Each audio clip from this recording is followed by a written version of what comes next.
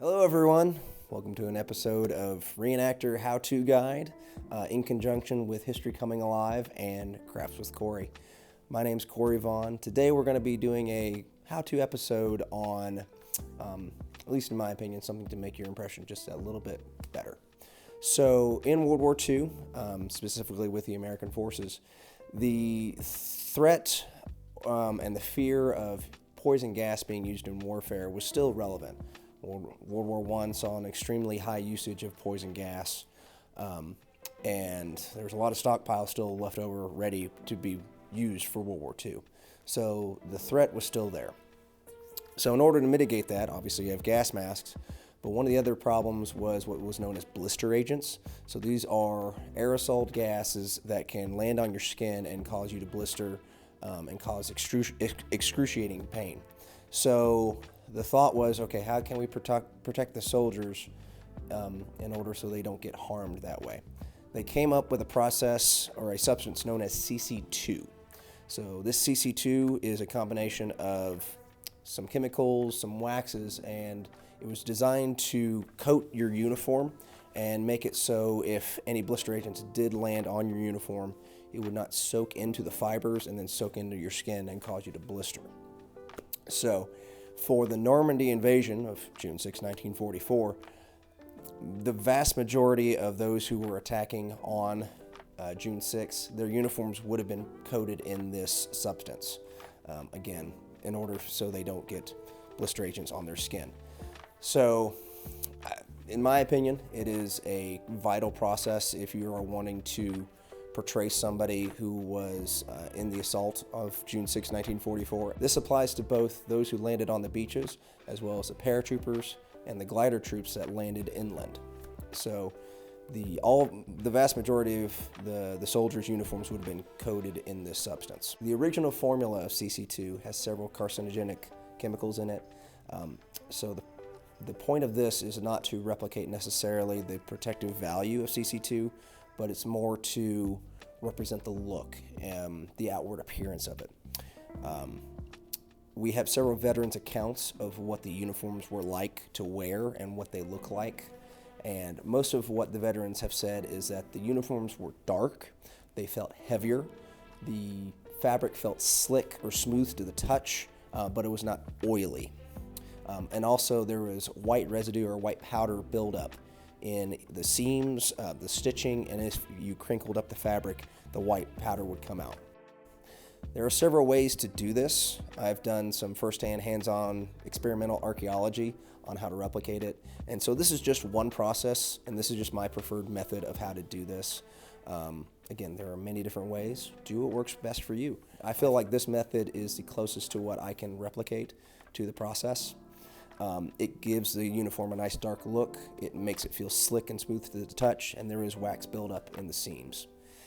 So the product that I have found that works best for me is a product called Odorous. It is actually a fabric sealer, a fabric waterproofer, and I found that it does give me the look that I'm looking for. It does darken the fabric, it smooths and slickens it, and you do get wax buildup in the seams and when it folds. There are two types of Odorous. There is a tin that is activated with heat, and then there is a bar that you can actually rub in directly to the fabric.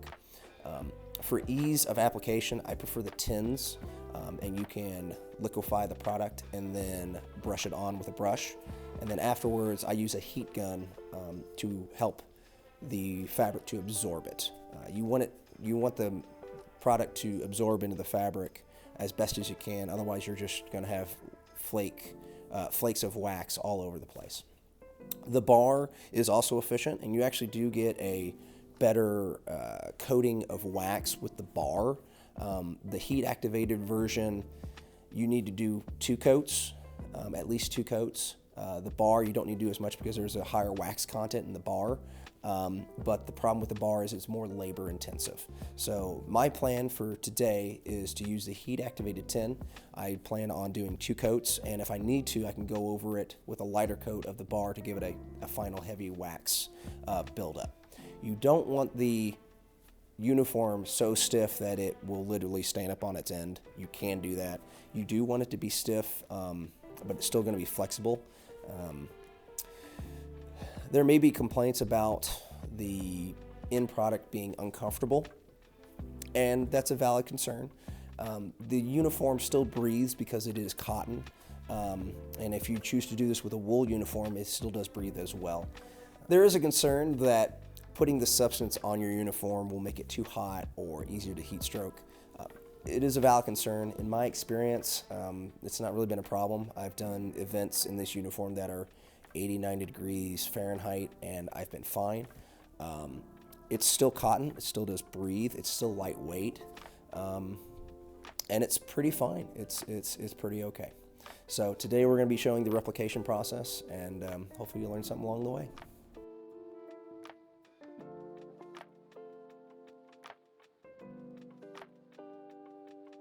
So today the uniform that I'm going to be treating is a M1942 parachutist uniform. This particular one is from At the Front. I purchased it in December of 2022, and it was, of that time, one of their newest models. Some prep work. I do some prep work ahead of time on this uniform. So I have washed this uniform 3 times. I wash it without any soap. I just wash it in warm or hot water, and then I allow it to dry on a clothes rack or on a clothesline. I don't use mechanical drying techniques, and that's for a couple of reasons. So the first reason why you want to wash it before you treat it is these uniforms can be treated with some chemicals to help them stay wrinkle-free and protected during the shipping process from the manufacturer to the seller. So you want to get rid of some of those chemicals if there are any. I'm not saying that there are, but just in case. The other thing is it takes some of the newness out of the fabric. It makes it look a little bit used. And the reason I don't use any chemicals or a mechanical dryer is the chemicals can fade the fabric, as well as mechanical drying can alter the fabric and make it shrink. And in the time period, if you think about it, it's easier just to hand wash and hang dry. They did have large mechanical dryers, but hand washing is totally fine and appropriate as well. This particular uniform is going to be set up for the 82nd Airborne Division. I specifically portray a member of George Company of the 505th Parachute Infantry Regiment who participated in Operation Neptune and jumped into San Mary-Glease or around San Mary-Glease. So this uniform has a couple different modifications to it versus how I purchased it from At the Front. So specifically on the legs, I cut off the leg ties because that is a version that was used by the 101st Airborne Division. I will be attaching the 82nd Airborne version, which is basically just folded green canvas. And then on the jacket, this is more for personal preference and for ease of comfort and ease of washing. The belts on the jacket are integrated in that they have a small fabric tab at the back that actually physically connects the belt to the jacket. I find that it's easier to remove that linkage. That way I don't have to fight untwisting the belt. It's easier when you wash it. The belt does get very, very wrinkly when you do wash it, so sometimes I do iron it to flatten it out. It just makes the process easier for me. That's a personal preference. I don't have any firsthand accounts or firsthand experience. That's just a personal preference. I don't have any firsthand accounts of that being done, but it seems like a logical decision, and it's something that is not readily seen. That physical connection tab is not seen when you're wearing the jacket, so it's just an easy comfort thing.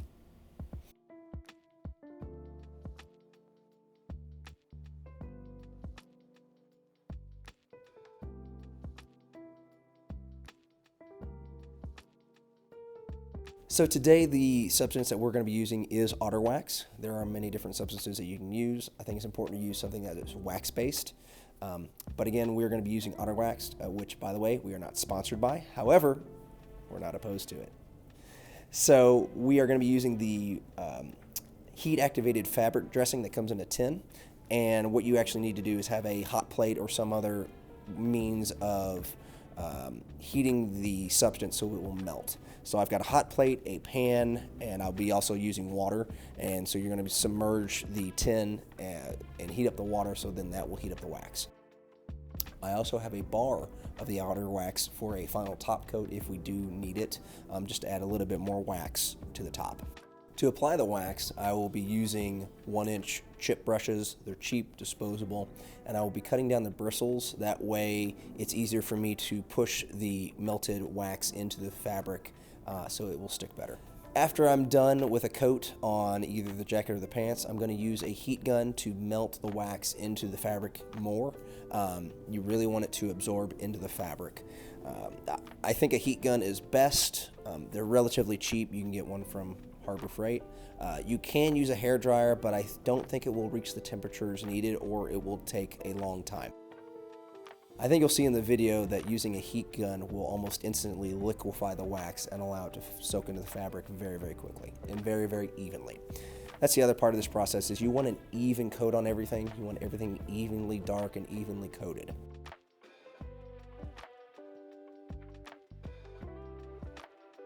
So again, I recommend doing a full coat over the entire garment and then going in with your heat gun. It just allows you to make sure everything's even. But for this video, we wanted to show the differences pretty clearly. So on the left-hand side here, we have completely uncoated, no treatment at all. So you can tell it's pretty khaki. You can tell the green pretty well. On the right-hand side, on the lower skirt section, this is with one coat. You can see it's darkened up very nicely, but it's not as even. You can tell it's still pretty splotchy in some places. This could be technique. I could not have put on enough on the first coat, but this is just how it turned out. So again, this is just one coat. Again, not as dark as I would want it to, or it's just uneven. And then up top here, we have two coats. And I think this is more of what I'm looking for. This is more akin to what I've read in personal accounts. So it is pretty slick to the feel.